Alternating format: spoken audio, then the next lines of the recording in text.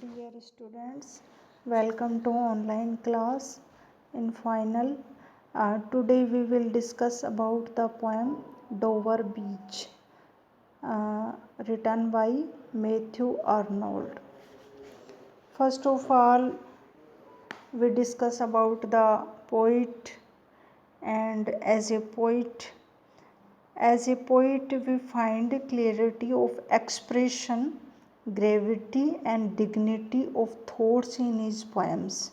Important lines कि जो poet है मैथ्यू आर्नल्ड की उसकी जो पोइम के अंदर जो क्वालिटीज़ हैं वो हैं clarity of expression, gravity and dignity of thoughts in his poems and he has a classical sense of harmony. And नीचे हम चलते हैं तो as a poet of nature,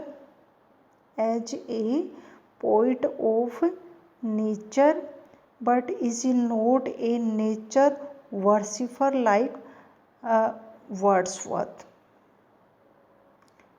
okay, अब हम देखते हैं कि जो कंपैरिजन में जो आर्नोल्ड है with Tennyson and again introduction to the poem. The poem was published in 1867. The poet has expressed pessimism in this poem.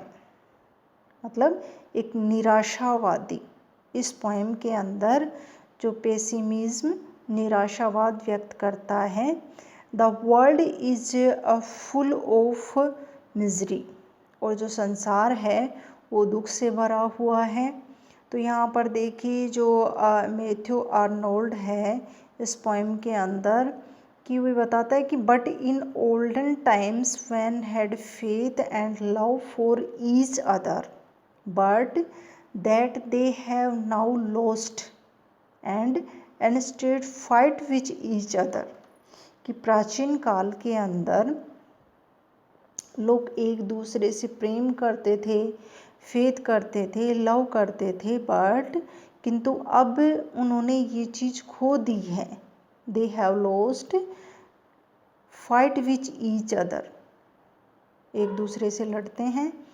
तो इस पोएम के अंदर जो पोइट है हमें रिमाइंड्स करवाता है कि जो सी है एट द डोवर बीच, कि जो कवि है वो डोवर के तट पर खड़ा है. इस समुद्र का जो तट है डोवर बीच उस पर खड़ा हुआ है और रिमेंबर कर रहा है और याद कर रहा है.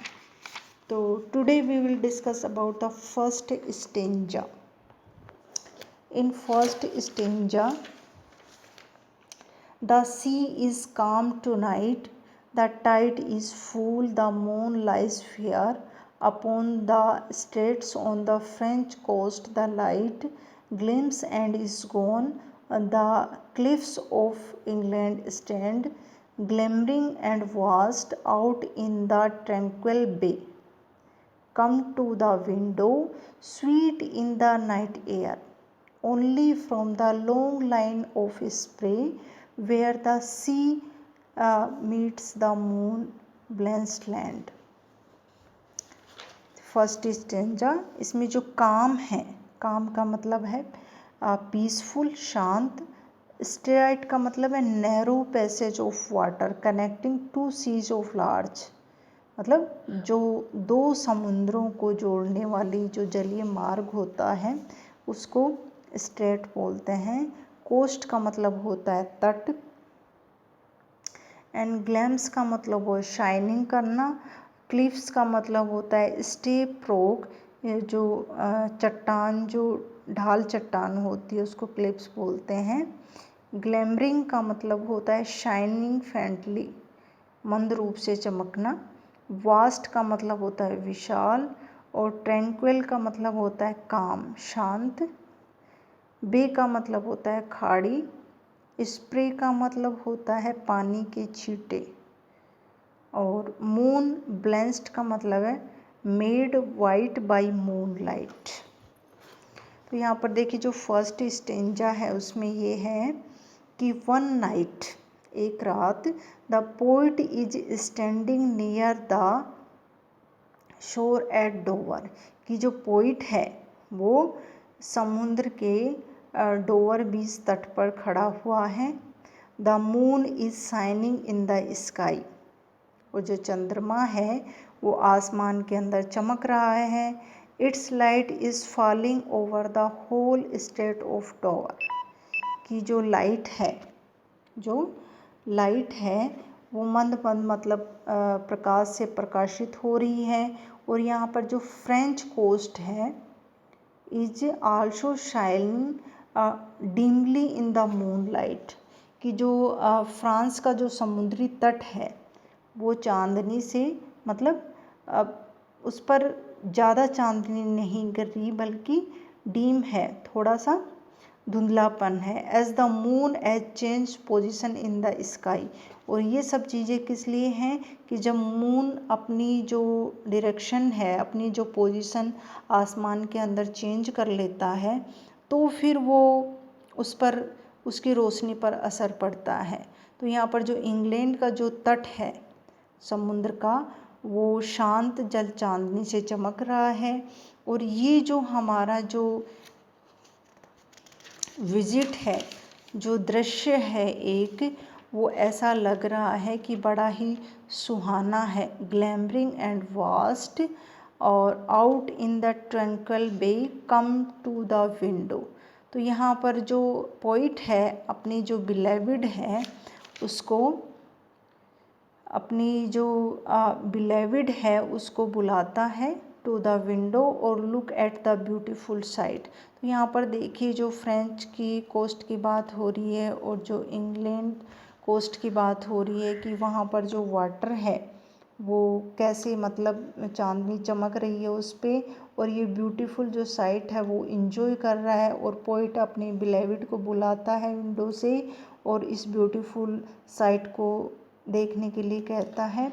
उसके बाद ही वांट्स दैट सी में enjoy the sight of long line of water drops rise the waves fall of the white moon lit coast, कि ये जो दृश्य है उसे वो इंजॉय करना चाहता है अपने बिलेविड के साथ। और ये जो पानी की जो कण है, पानी की जो ड्रॉप्स हैं वो ऊपर नीचे आ रही हैं जवार के रूप में या लहरों के रूप में, और वहाँ पर जो वाइट मून लाइट है उसको वो देखकर बड़ा ही अपने आप को प्लेजर महसूस करता है। और उसके बाद ही वांट्स दैट सी में also enjoy the sweet air blowing in the night. तो यहाँ पर देखिए काफ़ी अच्छा स्टेंजा है। एक हम ये कहें कि जो एटमॉस्फेयर, नेचर एटमॉस्फेयर है कि किस प्रकार जो मून है, लहरें हैं, बिलेविड है, और मून की जो लाइट है वो लहरों पर गिर रही है, समुद्र के तट पर है। तो अगर हम इस स्टेंजा को अगर इमेज करते हैं तो काफ़ी हमें अच्छा लगता है। यही इसकी ख़ास बात है, इसके जो एक्सप्रेशन हैं इस पोएम के अंदर वो काफ़ी अच्छे हैं। और दूसरी बात हम ये कह सकते हैं इसकी पोएम के अंदर इसके जो डिग्निटी के जो थॉट हैं वो भी काफ़ी हमें लुभाते हैं। तो हम कह सकते हैं कि ये जो पोइट है मैथ्यू आर्नोल्ड और डोवर बीच का जो फर्स्ट स्टेंजा है इसमें क्लियरिटी ऑफ एक्सप्रेशन है और डिग्निटी ऑफ थॉट्स हैं इस पोएम के अंदर, जो हमें इस इमेजरी को इमेज करने के लिए प्रफुल्लित करते हैं। आई होप आपको ये स्टेंजा पसंद आया होगा। Thank you so much.